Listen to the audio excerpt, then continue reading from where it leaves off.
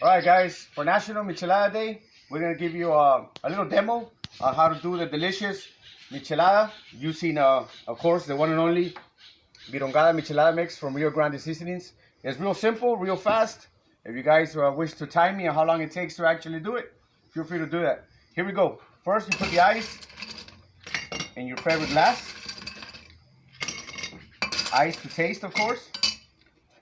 Lime or lemon to taste. Then on top of that, we introduce the Beerongada.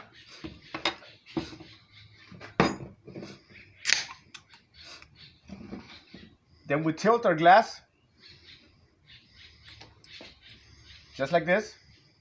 Tilt the beer, tilt the glass. Make sure there's no spillage. We're not professional bartenders, but we try our best. You tilt, and then you go straight in your glass.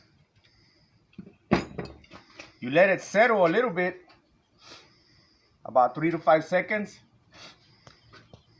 Once you see it settled, feel free to mix.